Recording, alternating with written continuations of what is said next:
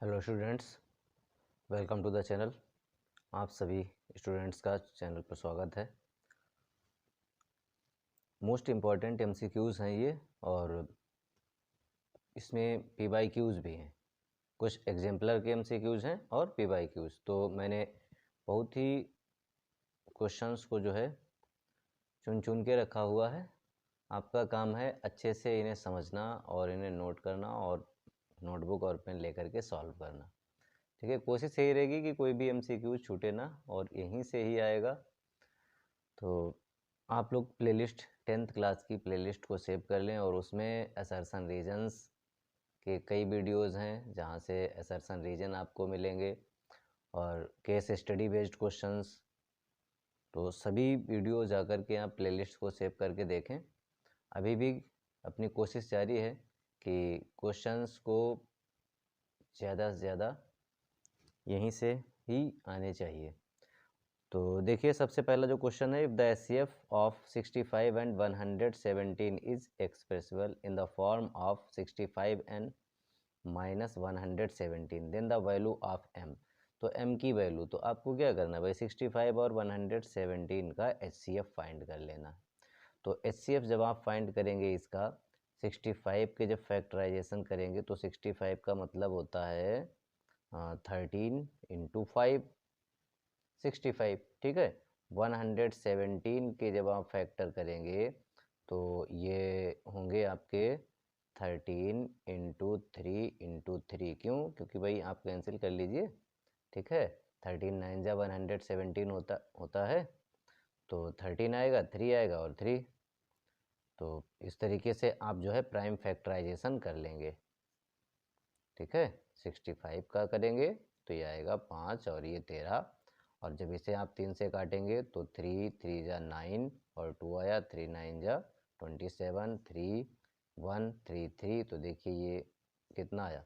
ठीक है, तो इस तरीके से इसमें हमारे पास एचसीएफ इसका कितना है, एचसीएफ है इसमें, देखिए इसमें 13 और इसमें भी 13, दोनों में कॉमन है। 13 की कम से कम पावर कितनी है, 1 है यहाँ पर भाई, 13 की पावर 1 है, तो 13 इसका एचसीएफ हो गया।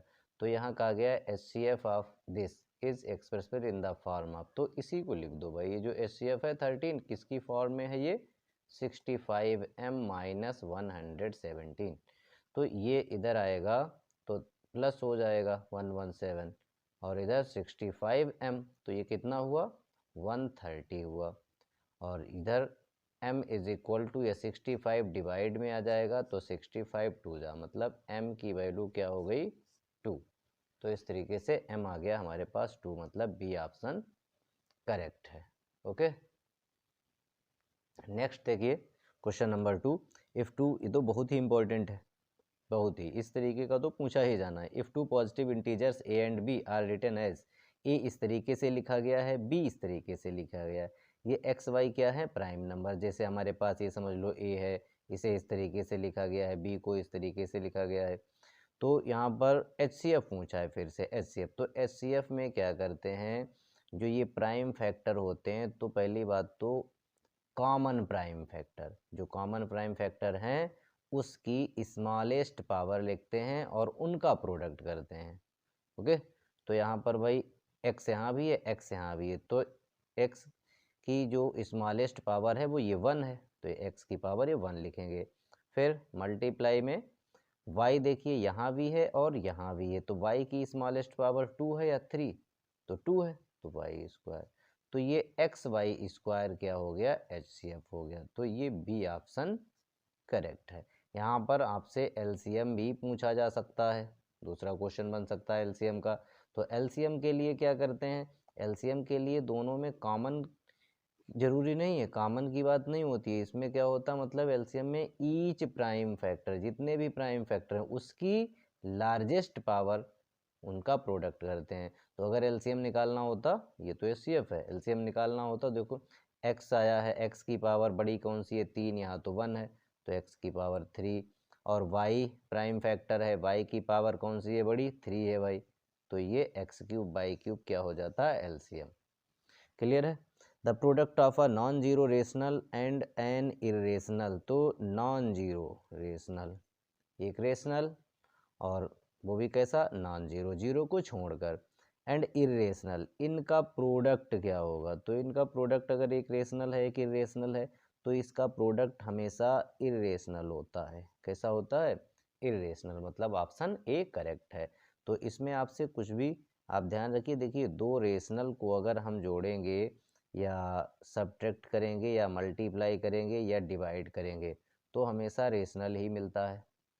दूसरी बात, अगर एक रेशनल है और एक इरेशनल है, एक रेशनल है और एक इरेशनल है, इन्हें प्लस करें, माइनस करें, मल्टीप्लाई करें, डिवाइड करें, बट आपको ध्यान रखना भाई, अच्छा ये एक रेशनल है एक इरेशनल है तो हमेशा इरेशनल आएगा।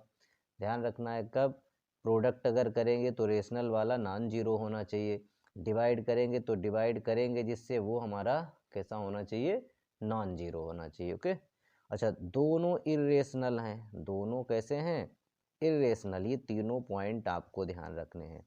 दोनों अगर इरेशनल हैं तो कुछ भी आ सकता है, मे बी रेशनल और इरेशनल।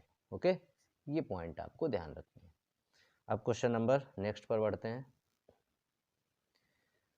तो क्वेश्चन नंबर 4 है, if A and B are two coprime numbers then A cube and B cube. तो दोनों को प्राइम का मतलब क्या होता है, अगर दो नंबर्स हमारे पास, पहली बात तो को प्राइम, दो नंबर को प्राइम हम कब कहेंगे, अगर उन दोनों में कुछ भी कॉमन नहीं है। कुछ भी कॉमन का मतलब होता है कि अदर देन वन, वन तो कॉमन होता ही है भाई, वन के अलावा कोई भी फैक्टर कॉमन नहीं है तो वो दो नंबर्स हमारे को प्राइम बोले जाते हैं। तो भाई अगर को प्राइम है, उसकी आप पावर 3 करो, अगले की भी पावर 3 करो, तो उसका जो फैक्टर होगा, जो भी प्राइम, तो उसी की ही तो पावर होगी, तो उनमें भी कुछ हमें कॉमन नहीं मिलना है। तो ये भी जो है, चाहे यहाँ ए स्क्वायर बी स्क्वायर लिखा हो, चाहे ए क्यूब बी क्यूब लिखा हो, ये भी को प्राइम ही रहेंगे, मतलब ऑप्शन ए करेक्ट है। तो total number of factors of a prime number, तो प्राइम नंबर क्या होते हैं भाई, प्राइम नंबर वो होते हैं जिनके सिर्फ और सिर्फ दो ही फैक्टर होते हैं। तो डेफिनेशन भी यही होती है, क्या होती है, number is said to be prime if it has only two factors, और अगर दो से ज़्यादा फैक्टर हो गए तो कंपोजिट हो जाता है। ठीक है, तो वो नंबर कैसा हो जाता है, कंपोजिट। तो यहाँ पर टोटल नंबर ऑफ फैक्टर्स, तो भाई अच्छा प्राइम नंबर्स के कौन कौन से, एक तो फैक्टर 1 होता है, एक इटसेल्फ होता है। तो कितने फैक्टर हो गए यहाँ पर, दो, तो ऑप्शन क्या होगा, सी करेक्ट होगा ये दो। The HCF and LCM of 12, 21 and 15। तो लो भाई ये तो आपको 2 नंबर में 3 नंबर में भी पूछा जा सकता है, और नंबर बड़े हो सकते हैं। 12 के फैक्टर करेंगे तो 4 3 जा होता है 2 इंटू 2 इंटू 3, तो इसे लिख सकते हैं 2 स्क्वायर इंटू 3। अब 21 को क्या लिखेंगे, 3 इंटू 7। 15 को क्या लिखेंगे, 3 इंटू 5। अब यहाँ क्या पूछा गया है, एचसीएफ तो और एलसीएम भी।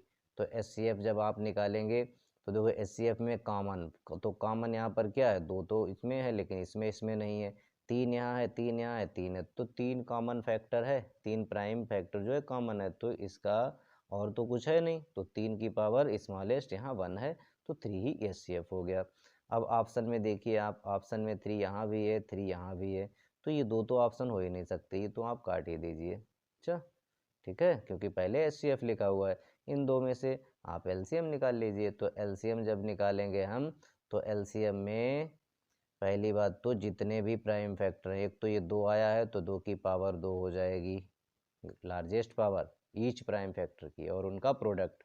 फिर 3 आया है तो 3 लिख लेंगे। अब 7 आया है तो 7 लिख लेंगे, 5 आया है तो 5 लिख लेंगे, इनका मल्टीप्लाई कर लीजिए, ये 4 हुआ, 4 का 3 से 12, 12 का 5 से 60, 60 का 7 से 420। तो कौन सा ऑप्शन हो गया, देखिए 3 एचसीएफ है और ये एलसीएम, ये सी ऑप्शन करेक्ट ऑप्शन हो गया। The exponent of 5 in the prime factorization, तो भाई प्राइम फैक्टराइजेशन कर लो किसका, 3750 का, कैसे, जिससे कट जाए 5 से, आपको दिख रहा है 5 से पहले काट दीजिए, जरूरी नहीं कि प्राइम नंबर से ही काटिए। ठीक है, 5 7 जा 35, और यहाँ पर 2, 5 5 जा 25, और ये 0, फिर 5 से कैंसिल करेंगे तो 5 यहाँ 5 1 आएगा, और 5 5 जा 25, और 0, फिर 5 से कैंसिल करेंगे, 5 3 जा 15, और 0, फिर 5 से 5 6 जा 30, अब 2 से कैंसिल कर दीजिए, 2 3, 3 से, तो ये इसका प्राइम फैक्टराइजेशन हो गया। 3750 का कितना, 5 की पावर कितनी आ रही है, 4। यहाँ क्या पूछा गया है, एक्सपोनेंट। एक्सपोनेंट ऑफ 5 का मतलब होता है, मतलब 5 की पावर। ठीक है, और भी इसमें देखिए क्या था, इसमें 2 था, इसमें 3 था, लेकिन हमसे सिर्फ 5 की एक्सपोनेंट पूछी गई है, तो 4 ऑप्शन करेक्ट है। अगर भाई 2 का एक्सपोनेंट पूछ दिया जाए तो 1 है, 3 का एक्सपोनेंट पूछ दिया जाए तो 1 है, और इसमें अगर 5, 2 और 3 जितने भी प्राइम फैक्टर हैं इनके एक्सपोनेंट का सम पूछ दिया जाए तो 4 + 1 + 1, ठीक है, इनके मतलब एक्सपोनेंट का सम भी पूछा जा सकता है। ऐसे भी क्वेश्चन पूछे गए, HCF and LCM of least composite, तो लीस्ट सबसे छोटा और वो भी कंपोजिट नंबर क्या होता है पता होना चाहिए आपको, 4। खूब पूछा गया ये क्वेश्चन, कई बार पूछा गया, तो मैंने कहा है कि इसमें पीवाईक्यूज हैं और एग्जाम्पलर के क्वेश्चंस हैं। लीस्ट प्राइम, सबसे छोटा प्राइम नंबर क्या होता है भाई, 2। अब इसका आपको क्या फाइंड करना है, इसका आपको, अब अगर आपको यही नहीं पता है तो आप गलत कर देंगे, इसका आपको एचसीएफ फाइंड करना है और एलसीएम। तो एचसीएफ जब निकालेंगे इसका तो कितना आएगा, 2 आएगा। एलसीएम इसका निकालेंगे तो कितना आएगा, इनका दोनों का 4 आएगा। तो यहाँ एचसीएफ और एलसीएम, पहले एचसीएफ और फिर एलसीएम, तो ए ऑप्शन करेक्ट है। यहाँ 4 और 2 भी लिखा है, इसका मतलब है पहले जो रेस्पेक्टिवली, भाई पहले जो एचसीएफ है तो वो एचसीएफ होना चाहिए, तो ये आंसर। कभी इसका, कभी कभार इसका रेशियो भी पूछ दिया गया है, तो इनका एचसीएफ का एलसीएम का रेशियो 1:2 हो जाएगा। तो कैसा लगा वीडियो बताइएगा ज़रूर, और मेरा काम है कि अच्छे से अच्छे क्वेश्चंस को आप तक पहुंचाना, जिससे आपके मार्क्स जो हैं बहुत अच्छे आएँ। आपका काम है वीडियो को लाइक करना और ज़्यादा से ज़्यादा बच्चों तक शेयर करना, ठीक है, जिससे ज़्यादा से ज़्यादा स्टूडेंट्स का फ़ायदा हो सके। Thank you students.